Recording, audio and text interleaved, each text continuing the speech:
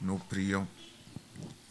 Père éternel et tout-puissant, je voudrais te remercier de nous avoir, en cette matinée, permis de nous mettre ensemble pour te louer et te présenter nos doléances, ensemble pour accomplir notre tâche d'enfant de Dieu.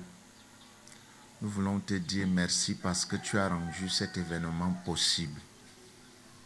Et nous voulons te rendre grâce parce que c'est ce que tu nous as prescrit dans ta parole, que tu nous as élus afin que nous puissions te glorifier, que nous puissions te louer et te dire merci pour les privilèges qui sont les nôtres en tant qu'enfants de Dieu. Merci Père éternel et tout-puissant pour la grâce de la vie. La vie est pour nous un don précieux et grâce à la vie, nous pouvons agir dans ce monde, agir pour toi et détruire les œuvres de l'adversaire. Nous voulons te dire merci parce que tant que nous vivons, nous pouvons marcher avec toi, nous pouvons prendre des engagements positifs. Nous pouvons, Père éternel, corriger les erreurs. Mais dans la mort, mon Dieu et mon roi, c'est la léthargie, comme tu nous as enseigné dans ta parole, qui te louera dans le séjour des morts. Je voudrais donc aujourd'hui te dire merci parce que tu nous donnes la possibilité de te louer et nous pouvons accomplir notre tâche chrétienne avec dévotion, celle qui est de préparer nos récompenses pour le baiement. Merci Père parce que tu nous donnes cette grande possibilité de préparer un avenir éternel avec toi, sachant que nous avons un compte spécial dans lequel nous déposons chaque jour nos dévotions. Nous ne pouvons pas, Père, initier ce culte sans te confier notre vie spirituelle. Seigneur, lave-nous des souillures spirituelles, des manquements et tout ce que nous avons pu faire contre toi. Nous te rendons grâce parce que tu te souviens que nous sommes faits de chair et que dans cette chair, Père Tout-Puissant, tu nous bénis, même si tu as mis un trésor dans un vase de terre, Père éternel et tout-puissant, tu connais les faiblesses du vase de terre. Et c'est pour cela que, Père, dans ta miséricorde, tu as refusé de nous punir. Et tu nous as donné la justification, cette capacité, Père éternel, aussi de nous présenter devant toi sans peur, sachant qu'avec toi, nous ne sommes plus que vainqueurs en toutes circonstances. Nous voulons donc, Père, te dire merci pour tout ce que tu as fait pour nous en Jésus-Christ, pour la vie éternelle qui est la nôtre en Jésus-Christ, pour le grand gain que nous avons, en effet, notre héritage, celui qui a été volé, celui que Adam avait perdu, nous est restitué en Jésus-Christ. Et nous voulons te dire merci de cet amour que tu nous as démontré en sacrifiant ton Fils bien-aimé afin que nous devenions la justice divine et que nous jouissions des bienfaits qui viennent de toi. Aujourd'hui, Père, ouvre notre entendement à la compréhension de ta parole. C'est ta parole qui est la vie, c'est elle qui est la vérité et c'est elle qui communique la grandeur. Ô Père Tout-Puissant, amène-nous à être entièrement convaincus afin que nous persistions dans une entière soumission à ta volonté. Merci parce qu'avec toi, nous sommes plus que vainqueurs. Et merci parce que tu prédisposes notre âme à retenir cette parole avec douceur, Père, à la recevoir, non seulement à la recevoir, mais aussi à la répandre. Merci pour tout ce que tu nous accordes aujourd'hui en ton bien-aimé Jésus-Christ. Nous avons prié au nom de notre Seigneur Jésus-Christ. Amen. Amen.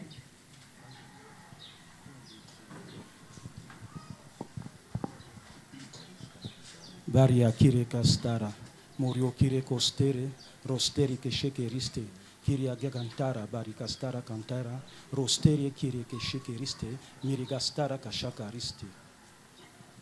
Je suis l'Éternel, votre Dieu. J'ai fait de vous une entité indivisible avec Christ. Et aujourd'hui, vous êtes unis de façon inséparable avec lui. Et avec lui, je vous ai fait asseoir à la droite de mon trône, qui est le centre de la puissance de l'univers. Vous êtes donc assis loin, très loin, au-dessus du diable et des cohortes des ténèbres. Loin, très loin, au-dessus des influences négatives de ce monde. Vous les avez déjà vaincus par la foi que je vous ai donnée, par la croyance dans vos cœurs, par le pouvoir que j'ai mis au bout de vos langues. Appropriez-vous cette victoire et expérimentez-la dans votre vie quotidienne.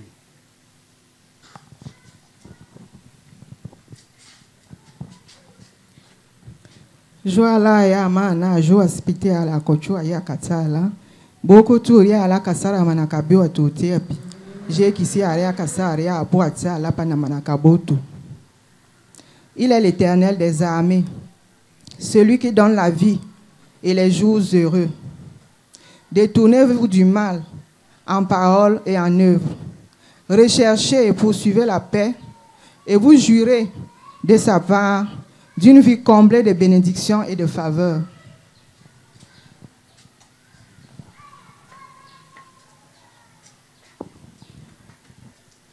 Je suis l'Éternel, le Dieu Tout-Puissant, Créateur des cieux et de la terre.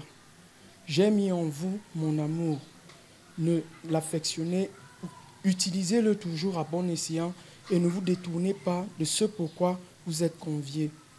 Venez à moi si vous êtes chargés. Vous avez peur, vous avez des faiblesses, venez à moi, je vous déchargerai de cela. Restez fidèles entre vous, aimez-vous les uns les autres et ne soyez pas toujours en colère, car lorsqu'il y a colère, le diable profite de ça pour vous disperser. Mes œuvres pour vous sont aussi grandes que vous ne saurez l'imaginer. Mettez toute votre confiance en moi et vous aurez ce que votre cœur désire. Je vous aime.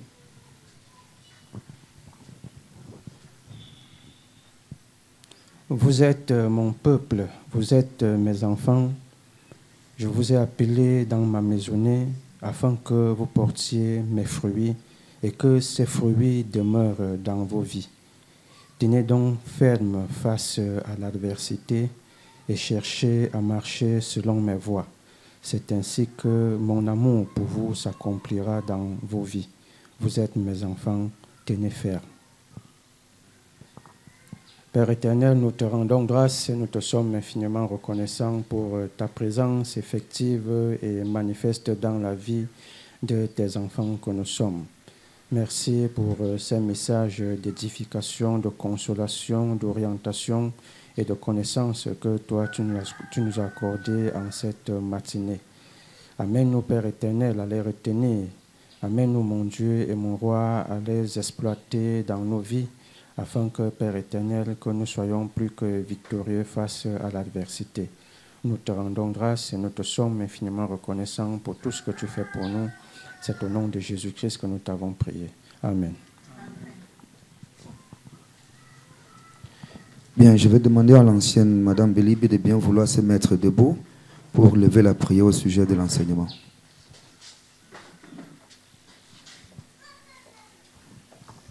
Nous prions.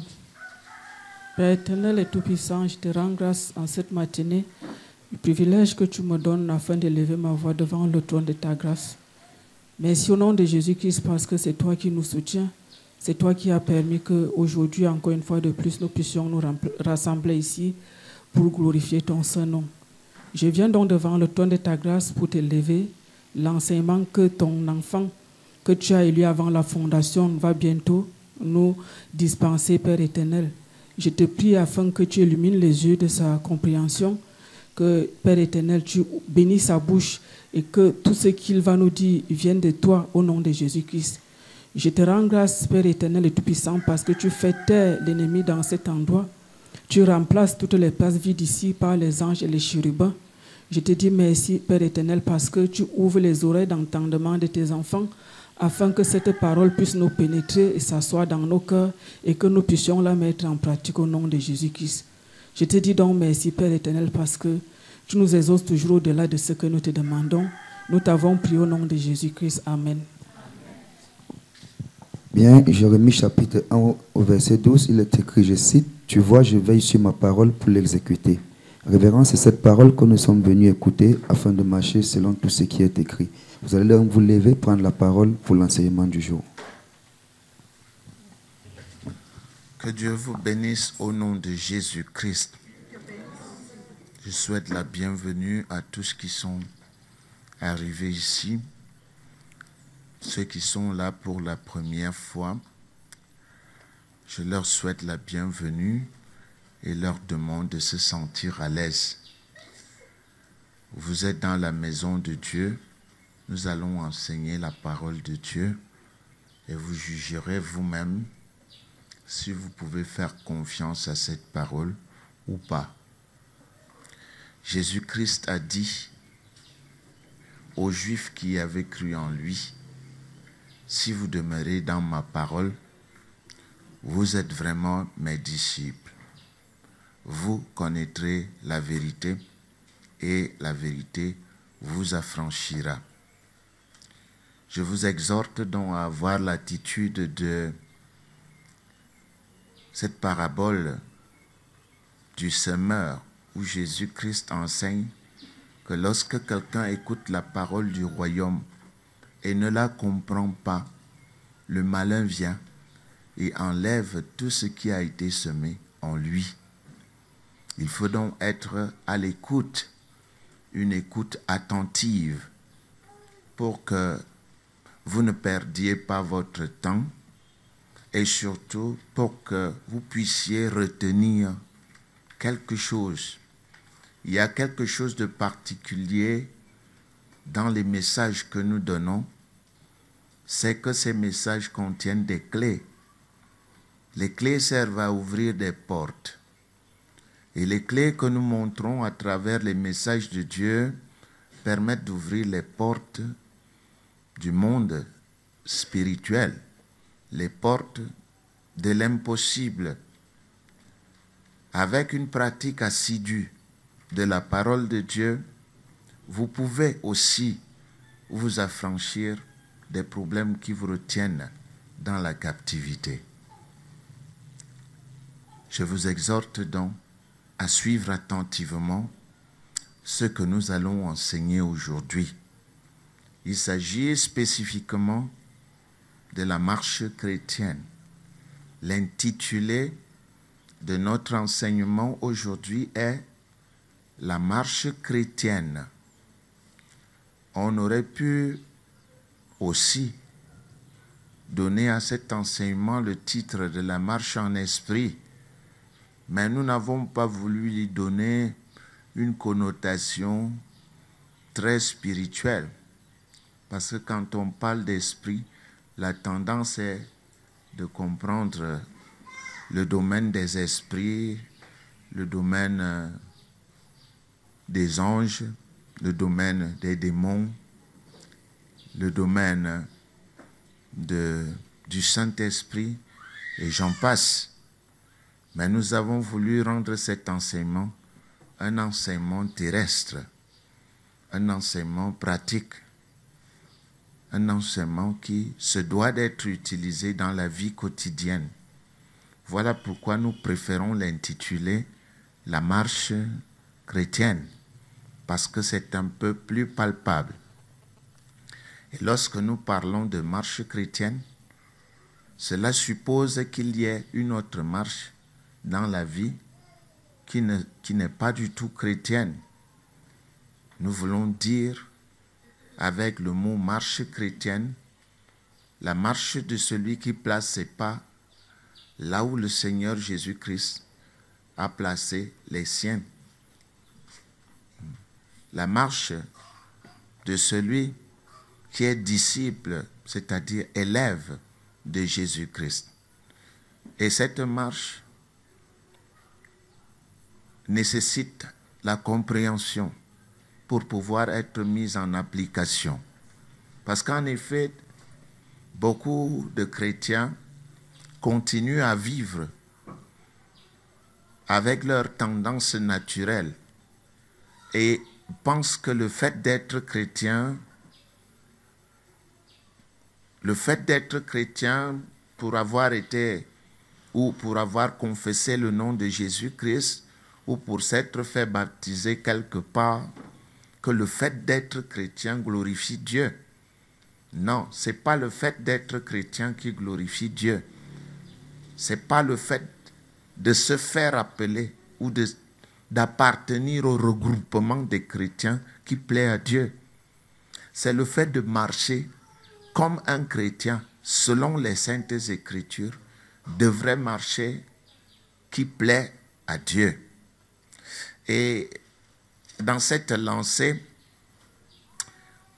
j'ai essayé de fouiller les Écritures en cette matinée et j'ai pu découvrir que la marche chrétienne est un style de vie qui repose sur deux choses que le croyant devrait absolument faire s'il veut escompter de bons résultats, à savoir, d'une part, l'instruction selon la parole de Dieu.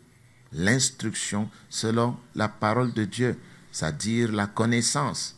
Il doit s'instruire, le chrétien, et le fait de s'instruire ne suffit pas. Il doit, après s'être instruit de la vie que Dieu aime, contrôler son intelligence et décider de mettre les règles de la société divine, les règles de l'enseignement divin en pratique. Voilà les deux grandes clés. Alors, dans le cadre de des prérequis, c'est-à-dire ce qu'il faut savoir avant de, nous disons que pour mieux saisir ces deux opérations, je vous prie d'ouvrir vos Bibles dans le livre d'Éphésiens. Éphésiens, comme je vous l'ai dit, de par plusieurs enseignements déjà, est le summum de la connaissance divine. C'est la plus haute révélation de Dieu à l'homme. Parce que Éphésiens est un livre qui s'adresse aux fidèles en Jésus-Christ. Éphésiens, c'est la suite, la continuation de Romains. Parce que Romains, lui, s'adresse aux bébés, aux nouveaux convertis. Et Dieu, ceci démontre que Dieu est un grand pédagogue.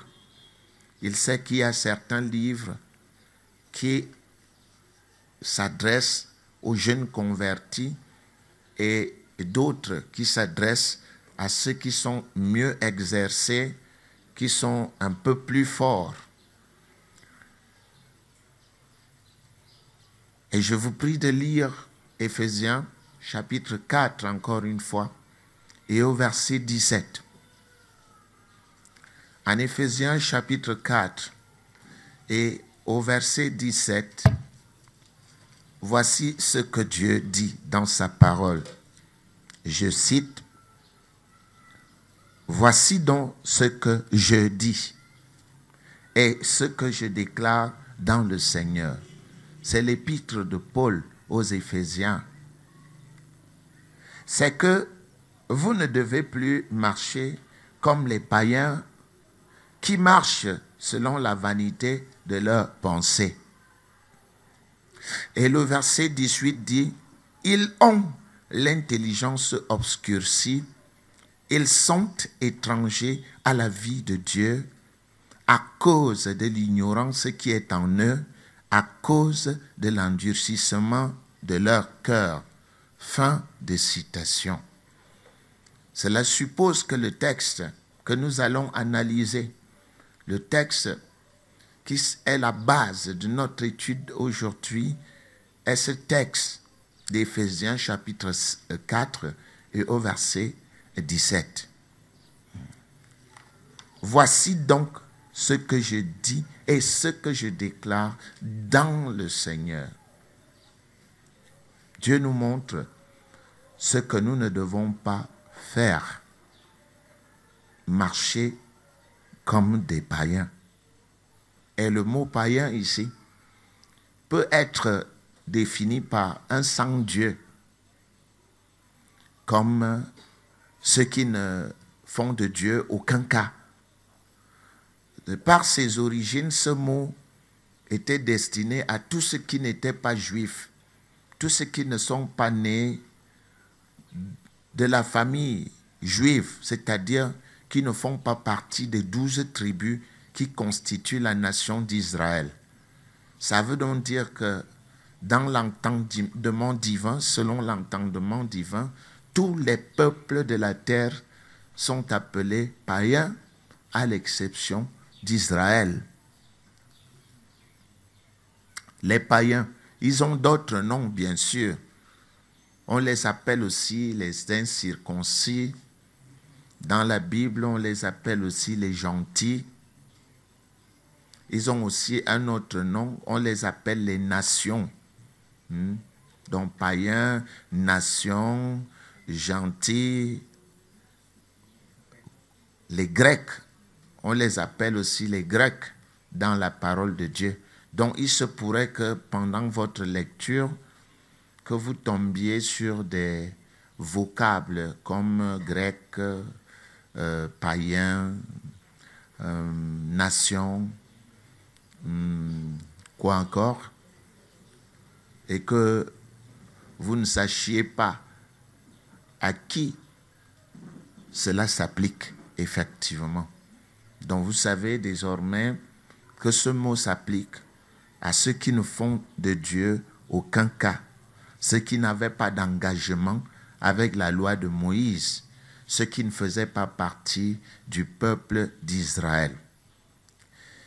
Il s'agit ici de la nécessité de connaissance. Dieu veut mettre de l'emphase sur la nécessité de connaître. Vous vous souvenez, nous avons étudié un texte de Timothée, 1 Timothée 2, 4, qui disait « Ce que Dieu veut, c'est que tout le monde soit sauvé, numéro 1, et parvienne à la connaissance de la vérité. » C'est deux aspects fondamentaux du salut.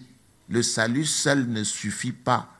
Il faut lui associer la connaissance de la vérité, parce que celui qui est sauvé sans connaissance ne diffère pas de celui qui n'est pas sauvé. En fait, celui qui est sauvé sans connaissance ne peut pas plaire à Dieu, parce que pour plaire à Dieu, il faut être instruit de ce que Dieu permet et de ce qu'il ne permet pas. Or, une seule chose permet à un individu de se cultiver, c'est la lecture assidue de la parole de Dieu et sa méditation. Lire et méditer la parole de Dieu, voilà les éléments fondamentaux qui vous permettent de grandir et de comprendre un certain nombre de détails. Dieu utilise donc ici la figure de rhétorique oxymoron. Oxymoron est une figure de rhétorique qui ressort ce qui est négatif. Dieu dit à la forme négative ce qu'il devrait dire positivement. Au lieu que Dieu dise, par exemple, que voici donc ce que je dis et ce que je déclare, c'est que vous devez marcher dans la connaissance, étant puissamment instruit, il dit plutôt, vous ne devez pas marcher comme des païens. Il vous donne une image, l'image d'un païen. Aujourd'hui, ça ne se voit pas, parce qu'en fait, tout le monde est païen. Les gens ont appris à vivre selon l'éducation qui leur a été donnée depuis leur enfance. Et ils croient pouvoir servir Dieu avec cette éducation. Non, la Bible enseigne en Ésaïe 55, 8, que vos voix ne sont pas mes voix et vos pensées ne sont pas mes pensées. Dieu met un distinguo entre ces pensées qui sont contenues dans la Bible et les pensées de notre éducation séculière que chacun retrouve dans sa socioculture. Vous êtes Bamileke, on vous élève comme un Bamileke dans votre socioculture. Vous avez le permis et l'interdit Bamileke. Vous êtes Eton, on vous éduque selon les Eton dans la socioculture Eton. Vous connaissez le permis et l'interdit Eton. Vous êtes Bassa, on vous enseigne dans cette socioculture où vous connaissez le permis et l'interdit. Mais le permis et l'interdit chez les Eton n'est pas le même que chez les Bassa, n'est pas le même que chez les Douala, encore moins chez les Pygmées. Voilà pourquoi on parle d'altérité, c'est-à-dire comprendre l'autre, à partir de l'autre, avoir du respect pour l'autre et ne pas juger l'autre en fonction de nos connaissances, parce que nous ne connaissons pas les tenants et les aboutissements, les aboutissants, c'est-à-dire le système. On appelle ça aussi la socialisation, l'éducation qui lui a été donnée. Chacun de nous est ce qu'il est selon les culturalistes. Chacun de nous est ce qu'il est à cause de ce qui lui a été enseigné. C'est une éducation, c'est un moule de pensée, un moule. Chacun est moulé selon, il est moulé selon l'environnement dans lequel il vit. Bon, maintenant, sortir de cet environnement pour rencontrer un autre environnement crée souvent dans la société ce que nous autres nous appelons l'ethnocentrisme. C'est-à-dire on centre notre culture, on dit c'est nous les meilleurs, hein? Comme le Bassa qui va appeler les autres Manlebi.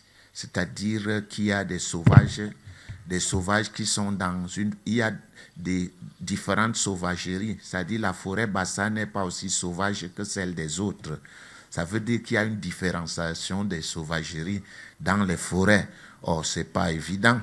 Ou bien les bêtis qui vont appeler les pygmées les bekoués, c'est-à-dire les singes.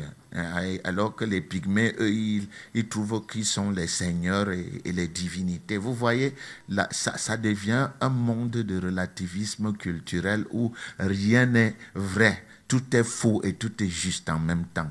Et Dieu nous ramène dans sa culture à lui, en nous disant, voici ce que moi, Dieu, je voudrais que vous fassiez. Ce n'est pas ce que les Wundo fait qui me plaît. Ce n'est pas ce que le Douala fait qui me plaît. Ce n'est pas ce que l'Américain ou le Français ou l'Anglais ou l'Espagnol ou l'Allemand fait qui me plaît. C'est ce que je demande de faire où? Dans ma parole.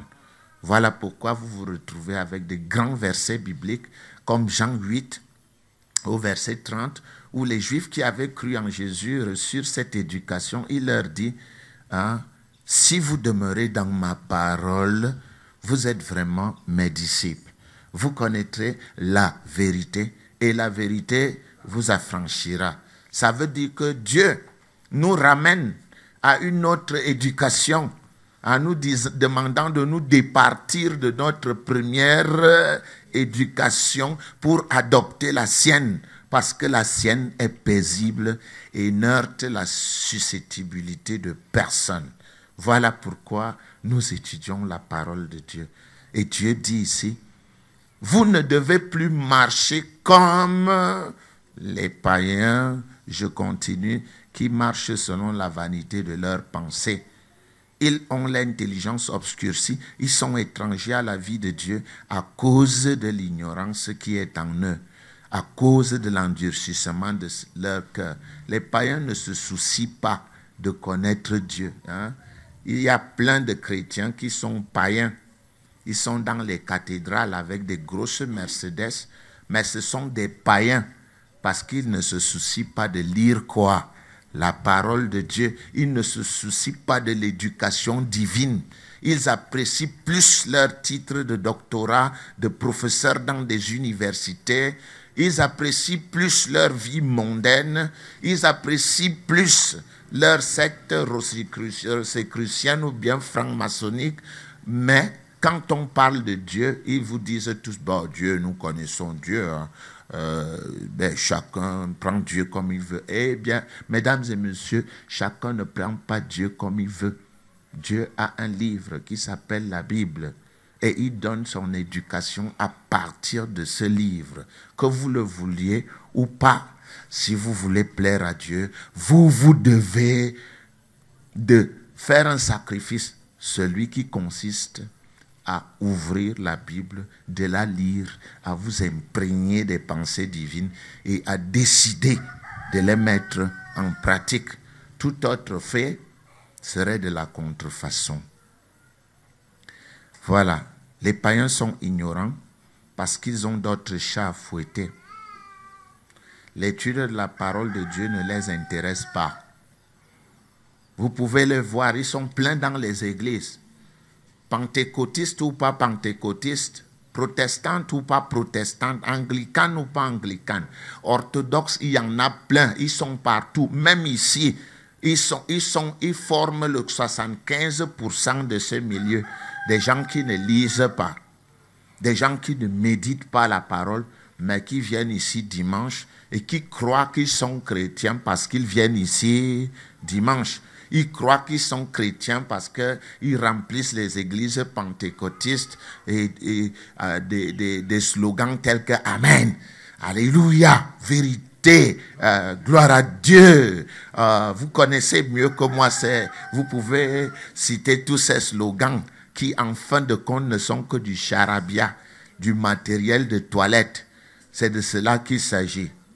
Parce que vous avez beau dire tout ça, tant que votre bouche là ne se ferme pas et ne respecte pas le verset qui dit qu'il ne sorte de votre bouche aucune parole mauvaise, mais s'il y a lieu, quelques bonnes paroles qui servent à l'édification, soyez même pasteur, comme vous voulez, mais vous êtes quoi? Un chrétien charnel. Vous êtes un ennemi de Dieu. Vous le saviez? Comment ça? Quelqu'un qui ne fait pas la volonté de Dieu est quoi? Un ennemi de Dieu. Il sert Satan, il sert les intérêts de Satan et il se trompe lui-même. Par des raisonnements plus ou moins formels, il se trompe en croyant qu'il sert Dieu. Vous ne connaissez pas la parole de Dieu. Comment allez-vous servir Dieu? Je suis souvent outré lorsque j'écoute des prières du dimanche. Tout le monde se met à réciter « Notre Père qui es aux cieux, que ton nom soit sanctifié, que ton règne vienne, que quoi? Ta volonté soit faite sur la terre comme au ciel. » Mais qui l'a fait? Pour faire la volonté de Dieu, il faut lire sa parole. Je me fais comprendre, oui ou non? Il faut lire sa parole. Il faut assimiler sa parole. Il faut connaître ce que Dieu permet ou ce qu'il ne permet pas et le mettre en pratique. Vous ne le mettez pas en pratique, vous êtes un païen. Et c'est ce que la parole de Dieu dit. Malgré votre grand savoir universitaire, malgré vos grands postes dans les gouvernements, malgré vos titres honorifiques, vous ne marchez pas comme Dieu voudrait que vous marchiez. Vous êtes comment? Vous êtes des païens. Et il y en a plein ici. Des païens, des hommes charnels. Des hommes qui glorifient Satan au lieu de glorifier qui? Dieu. Voilà. Les païens sont ignorants parce qu'ils ont d'autres chats à fouetter. L'étude de la parole de Dieu ne les intéresse pas et encore moins sa mise en pratique. Et comme la parole de Dieu ne les intéresse pas, que voulez-vous qu'il y ait dans leur intelligence? Ils n'ont qu'un seul modèle de pensée, les pensées de la tribu à laquelle ils appartiennent, les pensées des universités où ils ont étudié, les pensées des écoles et des personnes qui les ont marquées. C'est ça qu'ils gardent dans leur tête. Et moyennant ce qu'on appelle l'empirisme ou expérience personnelle, ils gèrent leurs problèmes avec quoi? Avec quoi? Avec quoi? Leur intelligence, leur capacité naturelle, leur capacité à connaître le droit, à mettre le droit en pratique ou leur capacité à philosopher. Mais est-ce que la philosophie, c'est la parole de Dieu? Ça peut être très beau à la limite. C'est même très intelligent. Ça paraît même très sage. Mais malheureusement, ce n'est pas la parole de Dieu et la sincérité n'est pas une garantie de vérité. On peut être très sincère sans Dieu. Il ne faut pas être un sans Dieu. C'est ce que Dieu enseigne ici. Hein? Et quelque chose qu'on comprend aujourd'hui, c'est qu'ils ont l'intelligence obscurcie, ils sont étrangers à la vie de Dieu à cause de l'ignorance qui est en eux. À cause de quoi? De l'ignorance qui est en eux. Et ils vous diront, mais monsieur, moi je ne suis pas ignorant. Je connais des citations de Descartes, je connais celles de Hegel, celle de Jean-Paul Sartre, celle de Montesquieu, celle de Max Weber, celle de Karl Marx. J'ai étudié ceci. Ce n'est pas de cela qu'il s'agit. Il s'agit du verset biblique. Cite-moi un seul verset biblique de mémoire. Ces gens vous disent Karl Marx a dit ceci, et ils sont très forts. Ils vous disent, bon, un philosophe anglais a dit ceci, et ils sont très forts, et ils sont admirés. Il vous cite Shakespeare a dit ceci. Wow. Jean-Paul Sartre, c'est beau, ça sonne bien. Platon a dit ceci. Mais tous ces gens sont à 2 mètres sous terre et ils font des vers. La seule personne qui, malgré tout, est ressuscitée, et depuis plus de 2000 ans, s'appelle Jésus-Christ. Et que vous le vouliez ou non, c'est le grand savoir. Le savoir dont on a besoin pour vivre en paix. On peut tout apprendre et vivre dans la désolation et vivre dans la confusion. Malgré notre grand savoir, on peut être un grand tueur. D'ailleurs, les idéologies s'affrontent et elles ont pour objectif final l'exploitation du genre humain et la domination du genre humain. L'idéologie qui est pacifique, qui ne fait de mal et de tort à personne, est l'idéologie chrétienne. Voyez même. On va même jusqu'à dire que si ton prochain te gifle, fais quoi? Tends-lui l'autre joue. On va jusqu'à dire ça dans l'idéologie chrétienne. Voilà pourquoi nous parlons de la marche quoi? La marche chrétienne. Comment marches-tu, cher ami? Es-tu chrétien? Si tu es chrétien, tu ne l'es pas parce que tu as été trempé dans l'eau ou parce que tu as confessé Jésus-Christ de ta bouche et tu as cru que Dieu l'a ressuscité des morts. Chrétien veut dire suivant de Jésus-Christ. Si vous demeurez ma parole, vous êtes mes disciples, vraiment mes disciples. Le mot disciple, c'est un élève engagé dans l'enseignement du maître. Voyez-vous, les païens ont l'intelligence obscurcie. Ils sont étrangers à la vie de Dieu. Il faut les voir aller dans des grands regroupements chrétiens. Hein? Même là, au sortir, vous allez voir les chrétiens et les crétins. Ils sont mélangés ensemble. Vous verrez des grandes pluies qui se déclenchent à la sortie d'une grande messe. Tout le monde passe avec sa Mercedes et il ne pense pas à celui qui marche sous la pluie. Mais quelle est l'idéologie du christianisme? Porter les fardeaux comment? Les uns les autres. Qui a garé sa limousine pour prendre 2 ou 3 personnes, dit, ça, vous allez de quel côté? Bien, merci, moi je vais à monter. Ceux qui vont à Hala, bon, je vous dépose. Non. Ah, vous sortez d'où? Ben, j'étais à la messe, j'étais loué Dieu. Ils sont où?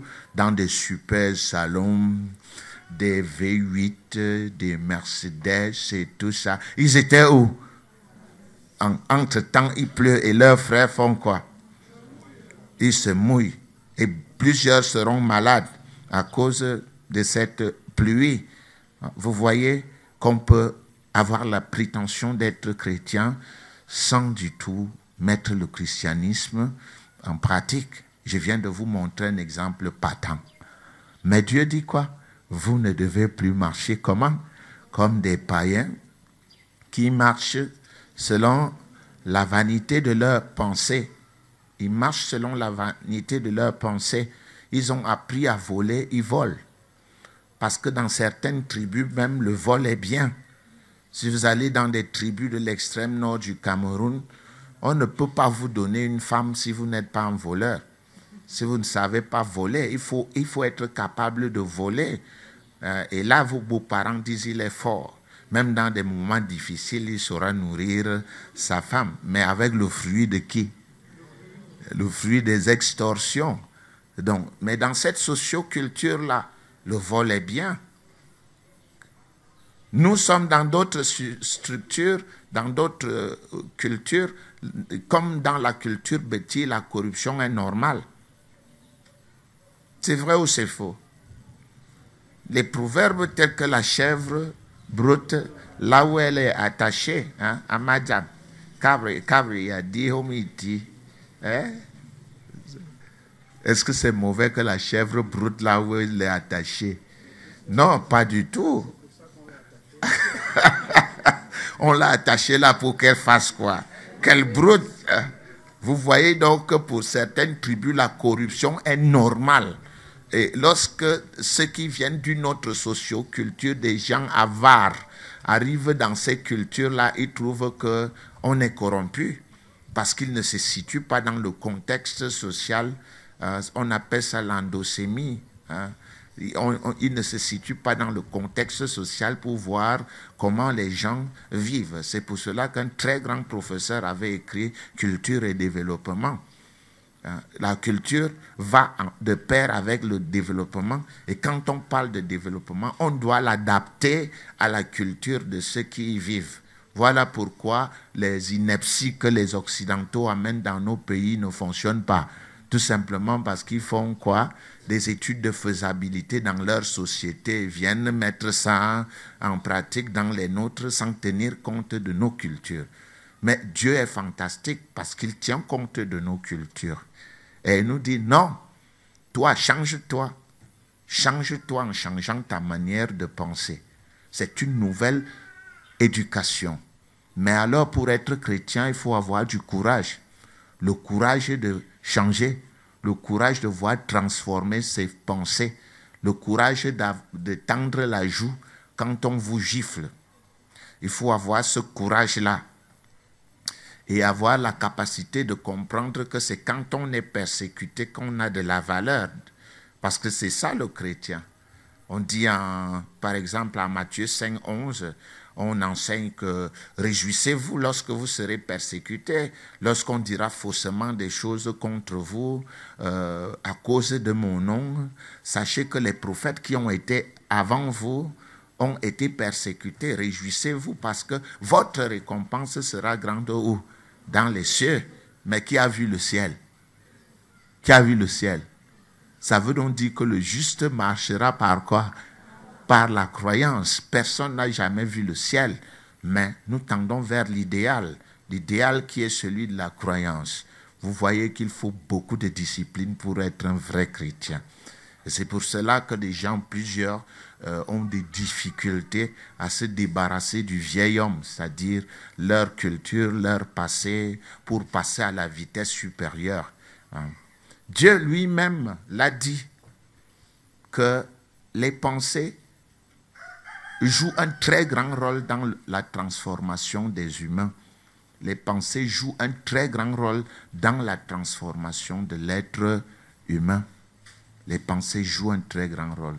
Regardez en Genèse chapitre 8 et au verset 21. Vous allez découvrir.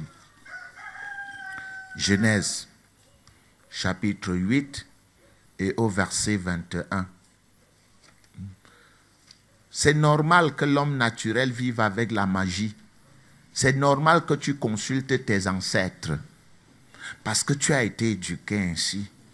C'est normal qu'avant de faire une action importante, que le Bamileke aille à l'ouest pour voir les crânes. Si les crânes peuvent lui donner la vérité sur la situation, c'est normal parce qu'il a vécu dans ça. C'est sa nature. C'est normal que les tonnes réagissent avec violence parce que dans sa culture, on est grand quand on est fort. C'est normal que le Bassa réagisse avec la machette parce que depuis son enfance, on lui a parlé d'une parée. C'est normal que le Douala se vante parce qu'il est au bord de l'eau et il croit être plus propre que les autres. C'est normal, c'est normal. Tout ça est normal parce que ça, c'est le relativisme culturel. Mais maintenant, sortons de cette normalité de nos sociétés pour rentrer dans la société divine. Là, les règles changent. Les règles changent. Vous ne pouvez pas sortir de votre société Douala pour être Douala au ciel. Vous mentez. Non, vous ne pouvez pas sortir de votre société Eton pour être étonné au ciel. Vous mentez. Vous ne pouvez pas sortir de votre socioculture française pour être français au ciel. Vous mentez. Vous vous dépouillez du français. Vous vous dépouillez de l'anglais. Vous vous dépouillez de l'allemand. Vous vous dépouillez de l'éton, du bassa, du kirdi, du foulbé pour devenir citoyen du ciel. Le ciel a ses règles. Voilà pourquoi chaque fois qu'on nous pose des questions dans le monde, on leur dit, écoutez, je ne suis pas politicien. C'est ce que Jésus-Christ a dit. Hein? Mon royaume n'est pas d'ici-bas. Si mon royaume avait été d'ici-bas, mes serviteurs auraient combattu pour moi. Mais mon royaume est d'où? Du ciel. Ton royaume à toi est d'où? Il est d'où? Il est d'où? Alors, pourquoi vis-tu à la camerounaise? Tu affirmes ta camerounité au ciel. Les Bamilékais affirment leur bamilékanisme ici, au ciel. Les Étones affirment leur étonisme ici. Non, vous permettez le néologisme, bien entendu. Ce ne sont pas des mots qu'on trouve dans des dictionnaires, mais que nous fabriquons et c'est normal. Encore une fois, c'est normal. Tu n'es pas étonne ici. L'étonne, ça reste à la porte là-bas. Tu n'es pas Bamiléké ici. Si tu entres ici avec ton Bamiléké ici, tu entres ici avec ton Bassa ici, tu entres ici avec ton Bamoun ici, tu n'es pas du ciel, tu es du Cameroun. Or, nous sommes quoi? Citoyens du ciel. Et c'est ça que Dieu nous dit à nous tous. C'est une nouvelle forme d'éducation. Laisse ton vice, laisse-le dehors. Laisse ta fourberie. Laisse ton symbole du serpent à deux têtes, là-bas dehors. Quand tu entres ici, nous enseignons les règles du ciel. Nous sommes citoyens du ciel. Voilà pourquoi Dieu dit quoi? Vous ne devez plus marcher comme quoi? Comme des païens qui marchent comment? Selon la vanité de leurs pensées. Le boulot, c'est là-bas dehors. Quand on entre ici, on devient chrétien, c'est le ciel. On regarde notre intérêt dans la famille céleste. On ne regarde plus notre intérêt dans la famille terrestre. Mais si vous venez ici avec des intérêts de la famille terrestre, vous êtes des chrétiens charnels, comme on les appelle dans la Bible. Je vais encore définir ça aujourd'hui. Il y a 3 catégories de gens dans la Bible. Il y a l'homme animal, qu'on appelle en grec le psychikos. C'est-à-dire, lui, il est de corps et d'âme. Et comme il faut l'Esprit de Dieu pour comprendre les choses de Dieu, il n'a pas l'Esprit de Dieu. C'est un handicapé spirituel. Donc, on ne peut pas le critiquer. On n'a pas le droit de critiquer un aveugle parce qu'il ne voit pas. Il ne voit tout simplement pas. C'est un handicapé. Bien au contraire, on devait l'aider, le tenir à la main malgré son ingratitude pour le conduire à la vision juste. C'est de cela qu'il est question. Et lorsque vous êtes un homme animal, vous êtes un scientifique, comme on les appelle, le psychikos. Il ne comprend rien du monde de Dieu. Il peut avoir des doctorats 4, 5, 6, mais l'homme animal ne comprend pas les choses de l'Esprit de Dieu. Elles sont une folie pour lui. C'est 1 Corinthiens 2, 14 qui le dit. Elles sont une folie pour lui. Et c'est spirituellement qu'on en juge. Et justement, le positivisme, comme vous l'appelez, la science positive, le paragon mathématico-physico-mathématique du 19e siècle, il dit que tout est rationnel. Hein? A n'a pas son contraire. A ne peut pas avoir 2 réalités. Non, il n'y a qu'une seule réalité et A a son contraire B. C'est de ça qu'on parle. Mais ça, ce sont les règles de l'épistémologie occidentale. Vous arrivez en Afrique, un homme peut être une femme. C'est moi qui vous le dis. En Afrique, ici, un homme peut être une femme. C'est la culture qui fait d'un homme un homme ou une femme. Ici, en Afrique, vous voyez un homme passer, on dit, regarde la femme là. Hein? Un homme passe, on dit quoi? Regardez la femme là. Tandis qu'une femme passe, on dit, oui, la femme là est un homme. Hein? Ça veut dire qu'en Afrique, les réalités des paragons physico-mathématiques de l'Occident n'ont pas de valeur ici. C'est toute une autre manière de voir. Il y a même ce qu'on appelle l'antécédence de la virtualité sur la matérialité. Excusez, hein. Ça veut dire quoi? Ça veut dire que le monde de la nuit prime sur le monde du jour ici. On peut changer un accident de circulation qui devait se passer demain la nuit en Afrique. C'est vrai ou c'est faux? Oui. Ça veut dire que ce sont les règles d'une épistémologie qui n'est pas occidentale, même comme les Africains eux-mêmes négligent leurs choses. C'est comme ça. C'est comme ça. Ici, il y a le principe micro-macro. C'est aujourd'hui que les Blancs découvrent l'ADN. Il y a 1000 ans, l'Africain te tient en tenant juste ta salive. Il t'a donné le poisson, la tête du poisson, tu as sucé, ta salive est restée là. S'il va tourner dans ses écorces, dans la marmite, il te tient avec ta goutte de salive. C'est aujourd'hui qu'on découvre l'ADN. Hein? C'est aujourd'hui qu'on découvre que le pan, l'air n'est pas air, que le vide n'est pas vide. C'est aujourd'hui qu'on découvre que dans le vide, il y a des éléments. Quelqu'un tient une télécommande et démarre sa voiture à 500 mètres. Quelle est la relation entre la voiture et la télécommande? Vous la voyez? Mais alors, pourquoi nier l'autre qui, la nuit, utilise son hibou pour d'autres opérations? Donc, ces choses-là sont comme ça. Ce sont des principes qui sont différents. Tel dit que le jour c'est comme cela, l'autre te dit, moi je ne vais pas à la NASA avec la fusée, je vais là-bas à la Lune, étant dans le corps astral. Et il te décrit le matin, là où le voyage qu'il a fait à la Lune, il te dit quelle est la couleur de la Lune et comment c'est là-bas dedans, sans jamais avoir pris une fusée. Donc je suis en train tout simplement de dire quoi? De dire qu'il y a diversité culturelle, mais que Dieu voudrait que nous, on soit imprégnés de sa culture. La culture du ciel. C'est ça qu'on appelle ici la marche chrétienne.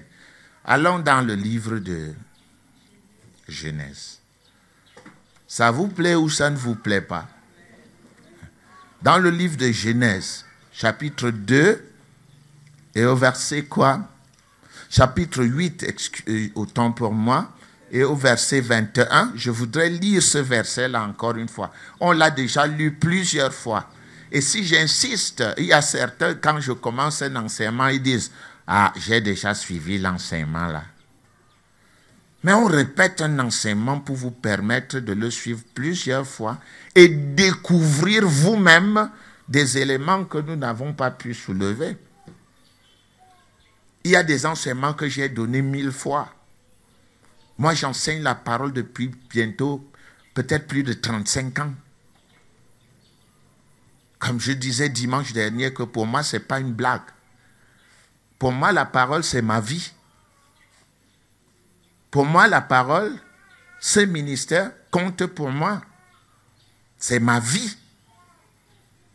Parce que j'y ai sacrifié toute ma jeunesse dans l'enseignement de la parole de Dieu. Alors que quelqu'un qui n'a pas sacrifié sa jeunesse dans la parole ne vient pas détruire mon ministère. Je vais le détruire. Et c'est même Dieu qui va le détruire. Parce que moi, je n'enseigne pas les Écritures pour des causes matérielles. J'ai suffisamment de quoi me nourrir. Et même quand je n'avais rien, je les enseignais. Les Écritures. Je les enseigne par conviction. J'enseigne les Écritures parce que je suis convaincu que Dieu est vrai et que c'est la meilleure voie. Et c'est un message à ceux qui viennent dans le ministère où j'enseigne avec des velléités destructives. Faites attention. Vous n'aurez pas de répit. Le jour où vous allez le faire, je vais vous pourchasser au nom de Jésus-Christ. Vous ne vous cacherez nulle part. C'est pour cela qu'il ne faut pas jouer avec les convictions spirituelles des autres. Ça dit, vous n'avez rien à faire, vous venez détruire. Nous, on a sacrifié la vie. Sacrifié. Nous aurions pu faire comme vous. Nous aurions pu aller vivre n'importe où, comme plusieurs de mes amis qui sont restés pleins aux États-Unis, qui ont même changé de nationalité, qui m'appellent ici, qui ont de très bonnes situations, comme ceux qui sont restés en Italie, qui ont de très bonnes situations. Moi, je suis venu me mettre la tête dans la boue de la parole, jusqu'au coude, parce que j'aime la parole. Alors éloignez-vous. Si la parole ne vous plaît pas, éloignez-vous et laissez-nous enseigner cette parole parce qu'elle est notre raison de vivre. Notre raison. Genèse 8, 21. L'Éternel sentit une odeur agréable et l'Éternel dit en son cœur, je ne maudirai plus la terre à cause de l'homme, parce que les pensées du cœur de l'homme sont mauvaises dès sa jeunesse. Les pensées du cœur de l'homme sont mauvaises quand? Dès sa jeunesse.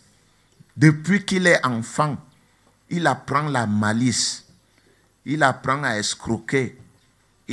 Moi, j'étudie ça avec mon petit-fils. Je le regarde, je l'observe et je vois vraiment comment l'homme grandit.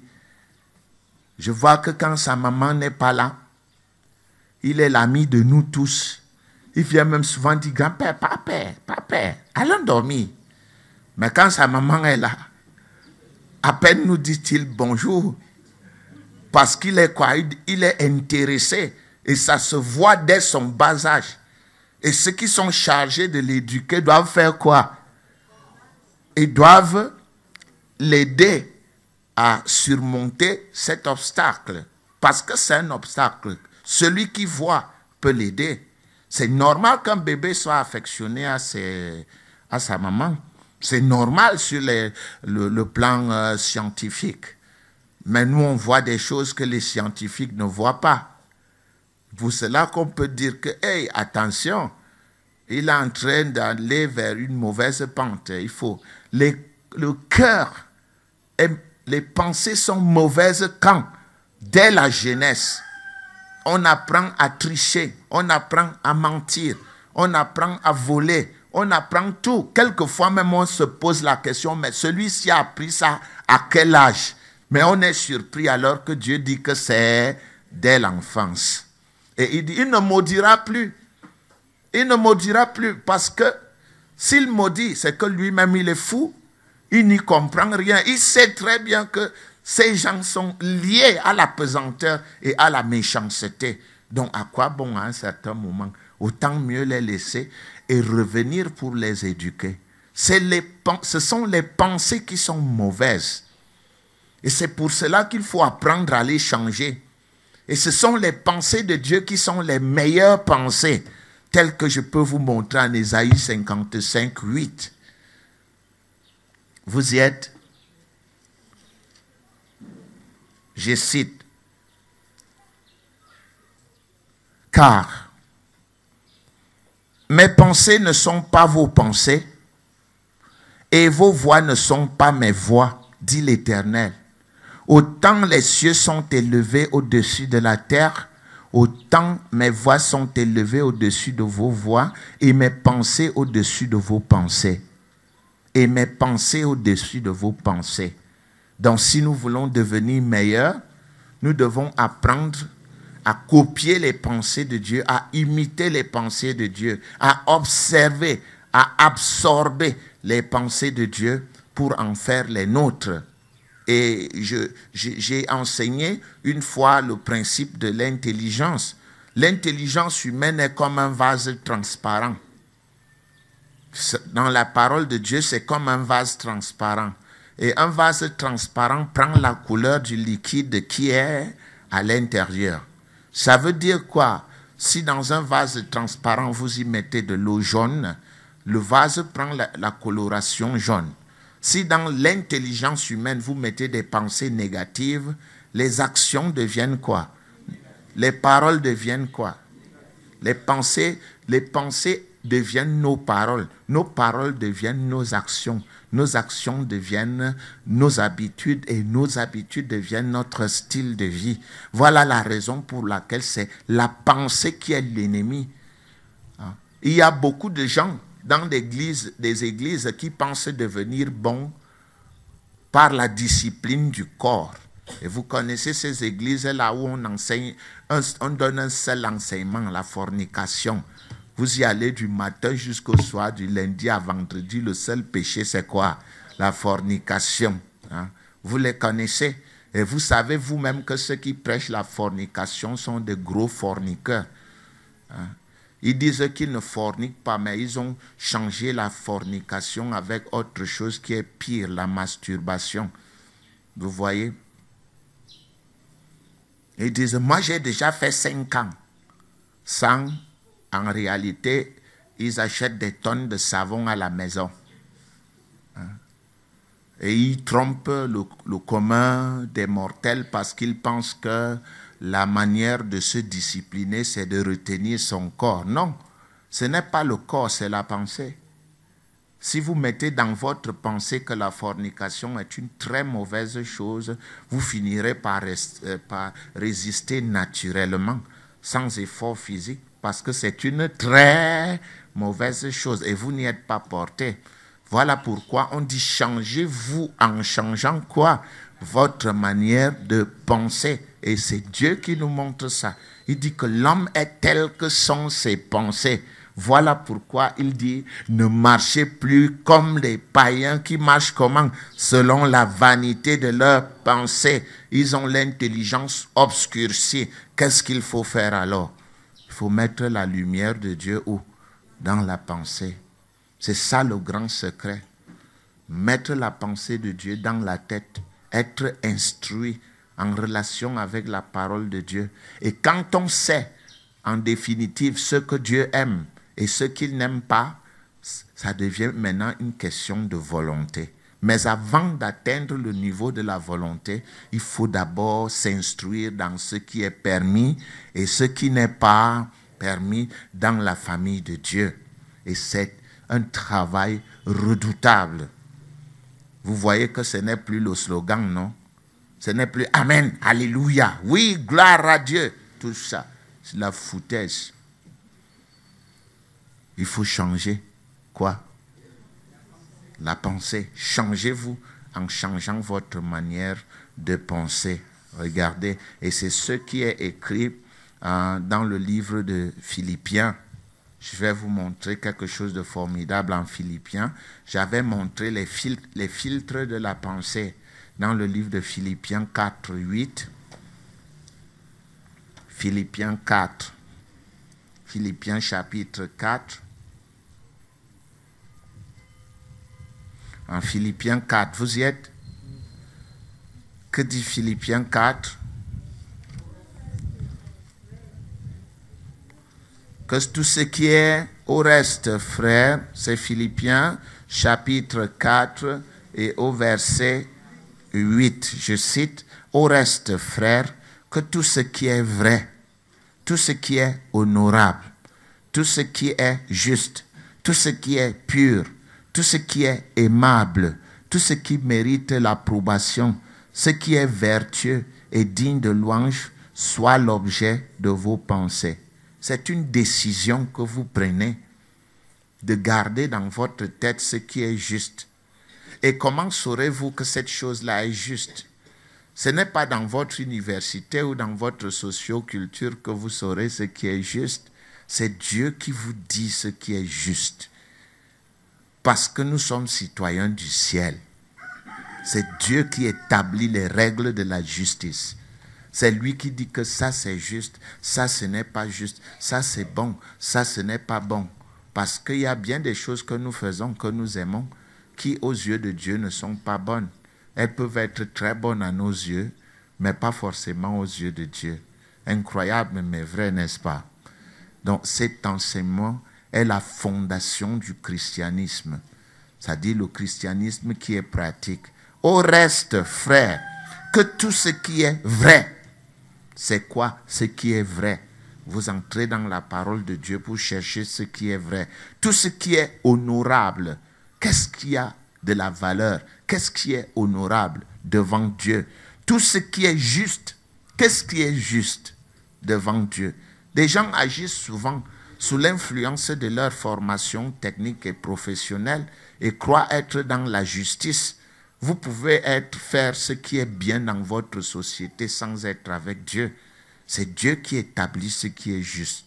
Tout ce qui est pur, c'est quoi la pureté? C'est quoi la pureté? Vous savez vous-même que l'impureté physique engendre des microbes. Autant l'impureté spirituelle a introduit dans votre vie des démons. C'est ça, toute saleté fait naître des êtres. Saleté physique, des microbes naissent. Saleté spirituelle, des démons se manifestent et vous enchaînent. Hein? Vous pensez qu'ils sont où? Ils ne sont pas loin. Ils sont dans nos corps à partir de notre éducation. Un esprit n'a ni chair ni os. Donc il vit dans notre intelligence. Et quand tu sens une chose, tu sens la pression, tu veux arrêter, mais la pression, une pression est là derrière cette chose, c'est un esprit. Hein? Et les gens pensent que les esprits, ce sont ces gens avec les cornes qu'on a dessinés quelque part avec des queues et des sabots. Non, les esprits n'ont ni chair ni os.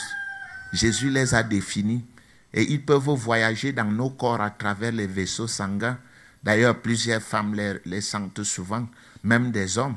Ils disent souvent, vraiment, j'ai des fourmillements, pasteur, j'ai des fourmillements au niveau du sexe, j'ai des fourmillements. Les femmes disent souvent le ver. Je sens le ver qui se déplace dans mon bas-ventre. Mais vous-même, vous savez que si un ver se déplace, il déchire les tissus, non? Et s'il déchire les tissus, qu'est-ce qui se passe? L'hémorragie interne. Vous mourrez. Mais quels sont ces vers qui se déplacent dans vos bas-ventres mais ne déchirent aucun tissu? C'est le sens du toucher qui détecte les étrangers dans votre corps. Le médecin va dire, oh, c'est la neurologie. Ben, c'est bien. Hein? Mais tout n'est pas neurologie. Comme tout n'est pas positivisme. Ça peut aussi être du subjectivisme. Il faut être très éveillé. Beaucoup de femmes souffrent de ça. Dans la nuit, elles ont des couches nocturnes. Elles voient des bonhommes dont elles ne voient pas le visage. Non? Le bonhomme fait tout pour ne pas lui montrer le visage. Ou alors, si dans les rêves, il veut montrer le visage, il prend le visage du père ou de la mère ou du cousin ou du monsieur que vous avez rencontré en route hier soir, ainsi de suite. Ça se connaît. Ça c'est la démonologie, la sociodémonologie, on comprend bien ça. Mais la parole de Dieu dit, tout ce qui mérite l'approbation, tout ce qui est aimable, tout ce qui est vertueux, digne de louange, soit l'objet de vos pensées. Si je posais une question à une dame ici, vous aimez écouter quoi? Même si on lui parle la parole de Dieu du matin au soir, ça ne lui dira rien. Mais si on dit à cette dame-là que, chut, vous savez ce qui s'est passé aujourd'hui? Alors là, gossip. Tout de suite, l'oreille est tendue parce qu'on aime écouter. Il y en a même qui disent à So, Marco, chatte-moi les news. Marco, chatte-moi quoi? Les news. Parce qu'elles aiment écouter des salades. Elles aiment écouter des choses qui sont sales. Alors que la parole de Dieu dit quoi? Que tout ce qui est vrai, tout ce qui est pur, soit l'objet de quoi? De vos pensées. Ils aiment voir les films. Vous pouvez leur montrer une novella qui est en train de pervertir nos enfants parce que nos enfants ne parlent plus un autre terme. Ça, c'est des endroits où dès qu'on voit une image, c'est embrassade. Embrassade. Je t'aime, je t'aime. La chair, l'amour charnel imbibe tous ces films et font en sorte que les bébés se mettent à rêver. Même des gens qui n'étaient pas corrompus par les cultures étrangères deviennent corrompus. Vous voyez comment les grosses cultures mangent les petites cultures.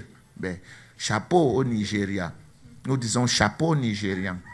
Parce que eux, au moins, ils ont compris qu'ils doivent combattre ça en produisant des films africains, des films qui fonctionnent avec l'éducation de chez nous. Voyez, c'est sans publicité, hein.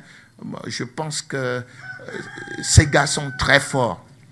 Hein. Qui a déjà vu leurs films?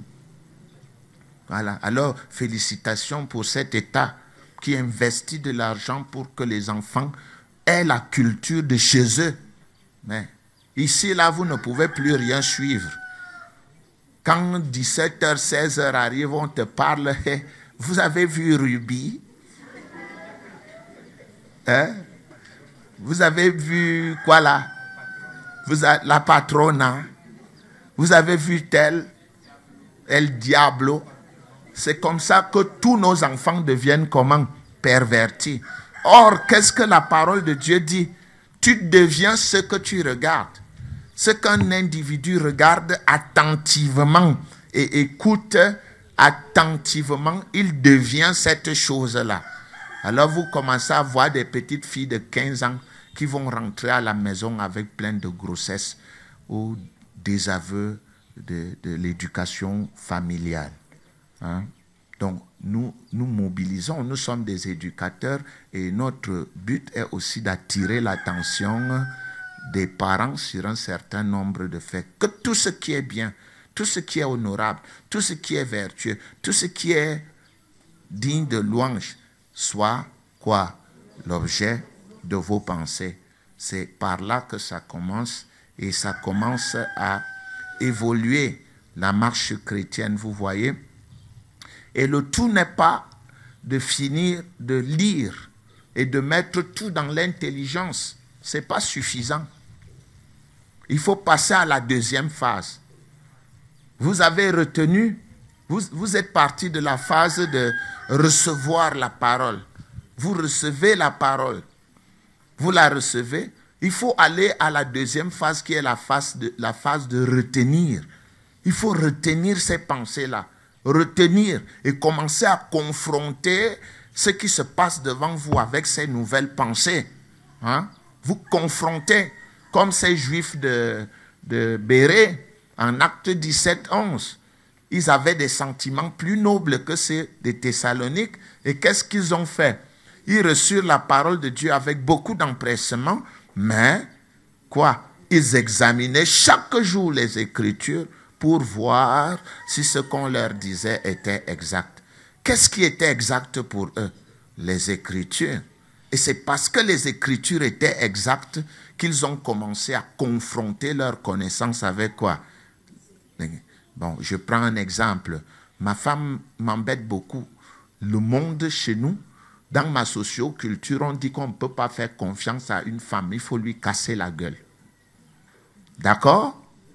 Dans une autre socioculture, on dit que la femme est comme un bébé. Hein, quand elle a fonctionné ainsi, il faut la faire fonctionner comme un bébé. Ça, c'est notre socioculture. Elle est comme un enfant. On redresse un enfant. Qui a dit qu'on doit redresser la femme? Elle est esclave? Non, c'est une socioculture. Au ciel, elle n'est pas esclave. Au ciel, la femme n'est pas esclave. Au ciel, il n'y a plus ni homme, ni femme, ni esclave, ni libre, ni chite. Bon, maintenant, est-ce que le monsieur est disposé à accepter cela? Ah, voici la grande bataille entre la révélation de Dieu et la connaissance des sens de notre socioculture. Et c'est justement les efforts que les hommes doivent faire, même les femmes, de changer de mentalité. Non dans le sens négatif où on nous montre seulement les collants qui vont jusqu'à X, Y, mais dans ce sens-là où on vit le vrai christianisme en pratique, et ce christianisme ne fait de mal à personne. Nous avons vu les caractéristiques de l'amour. Et il faut que dimanche, que je termine ces caractéristiques parce que j'ai enseigné 7 ou 8 alors qu'il y en a 18. Donc un dimanche, je vais montrer les 10 autres, sans rentrer dans les détails comme je faisais chaque caractéristique, je détaillais Mais je crois qu'il est important de connaître les 18 ou 19 caractéristiques de l'amour de Dieu dans l'intelligence renouvelée. Vous voyez, 18 caractéristiques. Qui peut encore me citer 5 là? C'est fini. Quand on a arrêté le domaine de l'amour, personne ne s'en souvient plus. Qui peut me citer seulement 5? C'est grave. Oui, oui. Oui, prenez le micro. L'amour ne fait pas de mal. Oui. L'amour n'est pas égoïste. Oui. L'amour construit. Oui. C'est déjà bien. Il faut seulement aller réviser. Applaudissez pour elle. C'est déjà bien.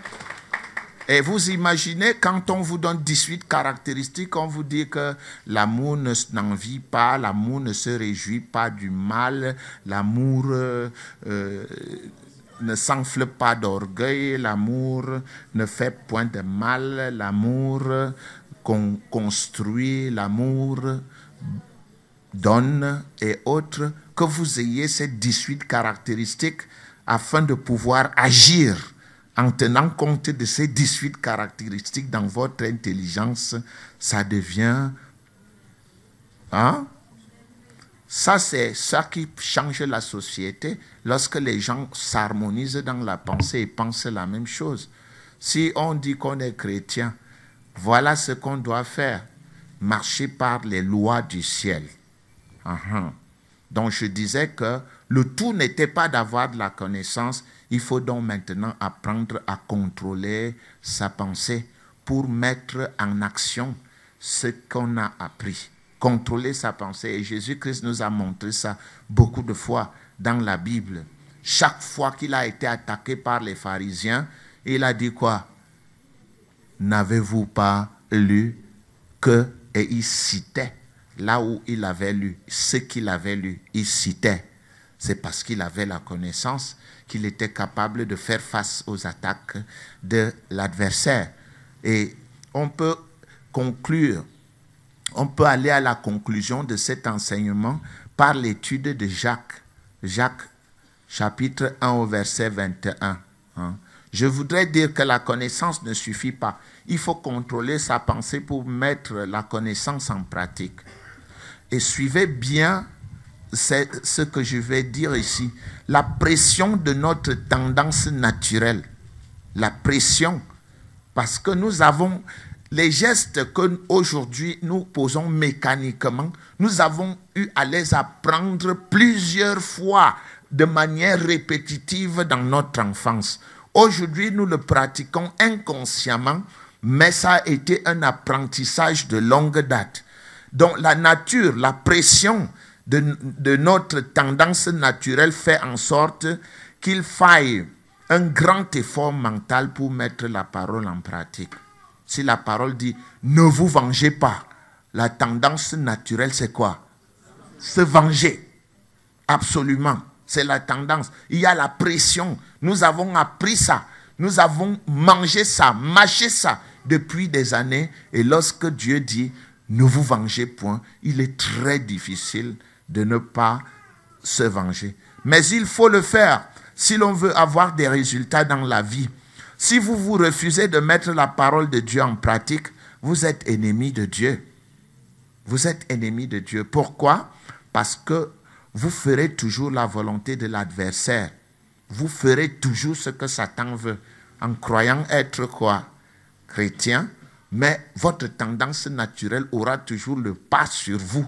Vous direz, je prie, je suis en communauté, je discute avec mes amis, mais vos actions glorifieraient toujours qui?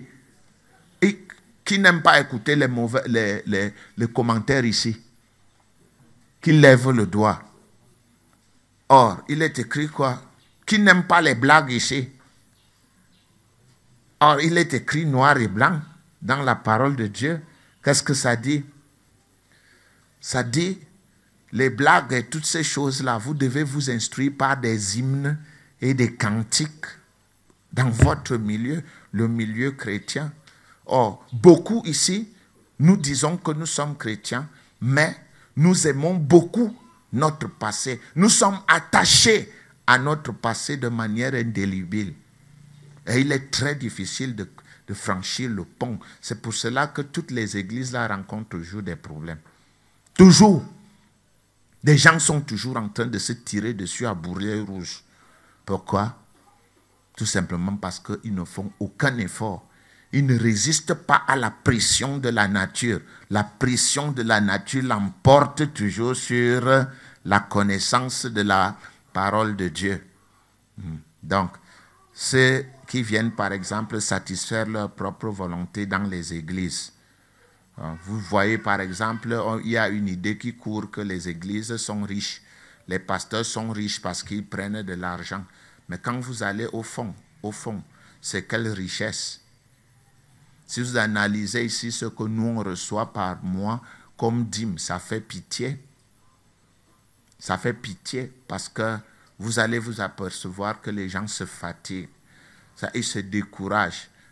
Quelques-uns viennent payer la dîme avec beaucoup de zèle dans les débuts et puis quand ils sentent par exemple que ce pourquoi ils payaient les dîmes ne vient pas vite, qu'est-ce qu'ils font? Ils arrêtent de payer les dîmes. Ils sont découragés autant pour moi et finissent par croire que la parole de Dieu ne sert à rien. C'est ainsi qu'on peut chuter des dîmes.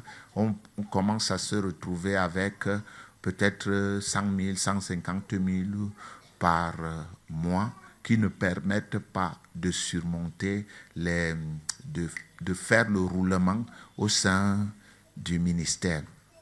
Donc, je vous exhorte à contrôler vos pensées et nous terminons cet enseignement avec un grand verset de la parole qui est dans le livre de Jacques. Et comme je disais, qui a trouvé là? Jacques chapitre 1. Jacques chapitre 1 à partir du verset 21. Jacques est après le livre d'Hébreux. C'est le premier livre après le livre d'Hébreux. Je vais citer pour vous ce verset qui dit, verset 22, je cite, « Mettez en pratique la parole. » Mettez comment? Quoi? Cela suppose que cette parole que vous avez reçue, vous l'avez retenue et qu'elle vit désormais où? Dans votre intelligence. Qu'elle vit, la parole vit dans tous les domaines. Le domaine du mariage, quels sont les versets que je dois connaître dans le domaine du mariage? Le domaine du choix d'une fiancée, quels sont les versets? Comment est-ce que Dieu me dit de choisir ma fiancée? Le choix d'un conjoint, qu'est-ce que Dieu me donne comme secret? Les colères au sein du couple, comment est-ce que Dieu me demande de résoudre les colères au sein du couple? Les échanges de paroles, qu'est-ce que Dieu me conseille? Comment est-ce que Dieu veut que j'interagisse avec ma femme ou avec mes relations dans ce domaine? Le domaine du commerce, il y a plein de commerçants ici qui ne savent pas ce que Dieu leur demande de faire dans le domaine du commerce avec la parole. Le domaine des affaires, je comprends, vous avez grandi dans des églises où on vous a donné l'impression que la seule chose dont Dieu parle, c'est le péché. Péché matin, péché midi, péché soir. Mais la Bible enseigne tous les domaines de la vie. Il y a même le domaine du travail. J'avais fait un séminaire ici une fois sur comment est-ce que Dieu, si vous voulez, vous payez prochainement, je fais le séminaire sur comment le travail avec Dieu. Parce que les séminaires, je ne les donnerai plus gratuits. Je vous donne énormément. Je vous donne dans la gratuité énormément. Vous devez aussi apprendre à payer ce que Dieu donne. Parce que c'est justement parce qu'on vous le donne gratuitement que plusieurs ne prennent pas ça au sérieux. Il faut payer. Il y a des cours spéciaux. La famille chrétienne et le sexe, par exemple.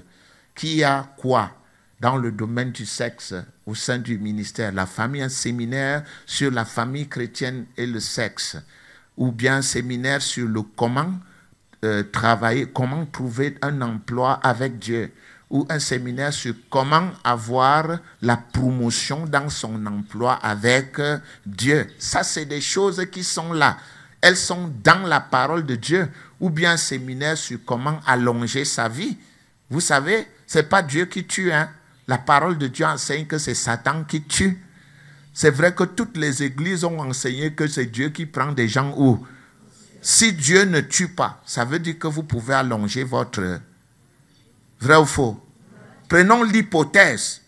Nous n'en sommes pas encore aux convictions. Je sais que beaucoup, quand j'ai enseigné sur la mort, ici étaient surpris. Qui a déjà suivi mes séminaires sur la mort? Ils sont bons ou ils ne sont pas bons? Ils sont bons. Alors, si ce n'est pas Dieu qui tue, prenons cette hypothèse-là. Si ce n'est pas Dieu qui tue et que c'est Satan qui tue, il y a sûrement des astuces que Dieu donne pour allonger quoi? Sa vie. Et il y en a plein. Moi, je prends simplement un verset, par exemple, Jean 16, Marc 16, 17. Voici les miracles qui accompagneront ceux qui auront cru. En mon nom, ils chasseront les démons, hein? Ils parleront de nouvelles langues. S'ils boivent quelques breuvages mortels, il ne leur fera point de mal. Attention. S'ils boivent quoi? Quelques breuvages mortels, c'est quoi? C'est le poison, non? Combien de chrétiens sont morts de poison? Ah, et pourtant, il y a des astuces.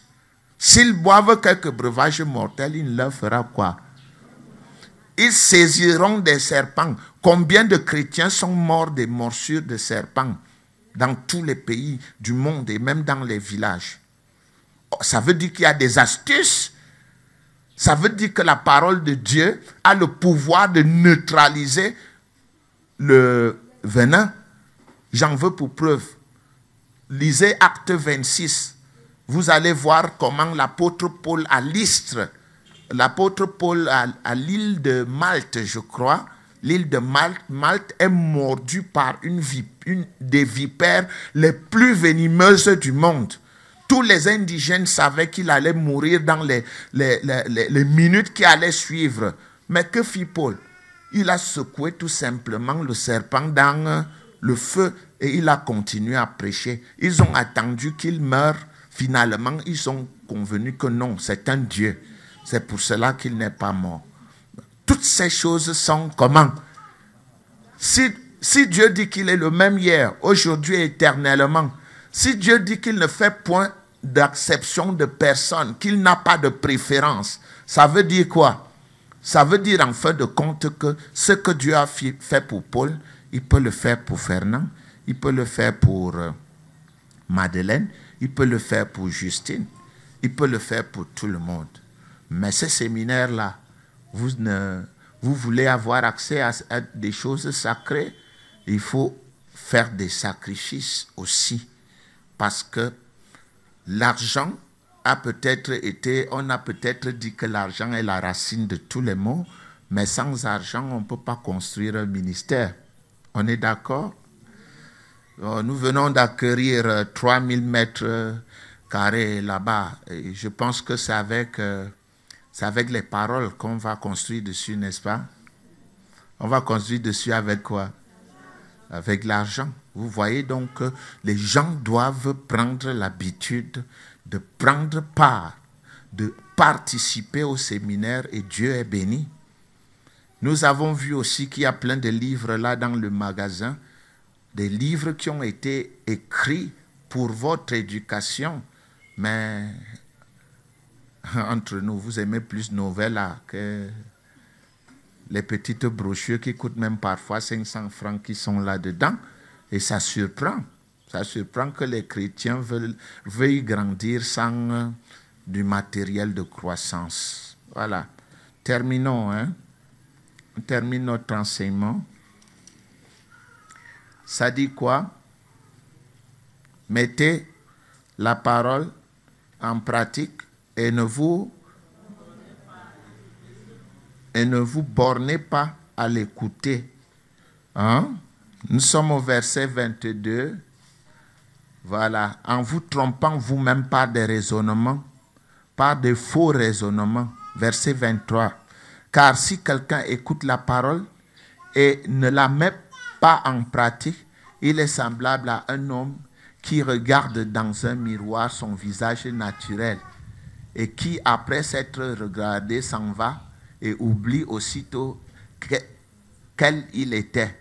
Mais celui qui aura plongé les regards dans la loi parfaite, la loi de la liberté, et qui aura persévéré, qui aura comment? Qui aura, n'étant pas un auditeur oublieux, ça veut dire qu'il doit retenir ce qu'il lit, mais se mettant à l'œuvre, celui-là sera heureux dans son activité.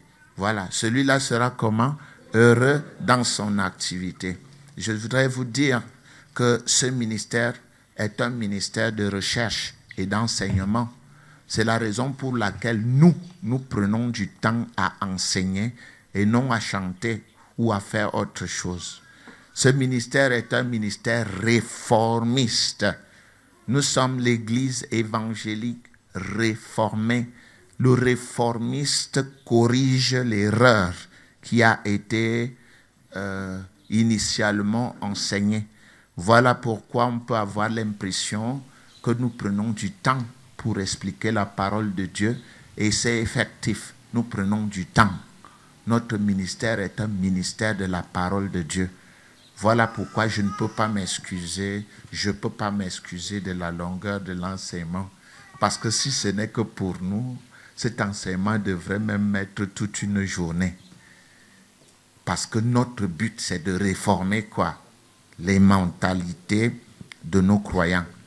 Alors, je salue tous nos croyants des États-Unis, du Canada, de Haïti, de Ngaoundéré, de Yaoundé, de Bertois, de Méloquet et tout ce que Dieu appelle dans notre site web eerccm.com et radiodedieu.com. Je vous dis bonjour et je rends grâce à Dieu d'avoir un très grand privilège d'enseigner à des croyants aussi importants que vous. Que Dieu vous bénisse au nom de Jésus-Christ. Père éternel et tout-puissant, nous te remercions de nous avoir permis de partager pleinement ta parole en cette matinée. Merci pour la connaissance que tu as dispensée à tout le monde et pour l'esprit de tolérance qui va caractériser les uns et les autres. Je te remercie parce que chacun est en train de rentrer chez lui. Et je prie, Père éternel, que ta puissante main repose sur tes enfants et les mette à l'abri de tout mal, de tout ce que Satan peut organiser contre la vie des enfants de Dieu. Unissons-nous dans le Seigneur pour recevoir la bénédiction finale. Que le Dieu Tout-Puissant vous bénisse au nom de son Saint-Fils Jésus-Christ. Amen. Amen. Recevez la paix de Dieu et la grâce de Dieu au nom de Jésus-Christ.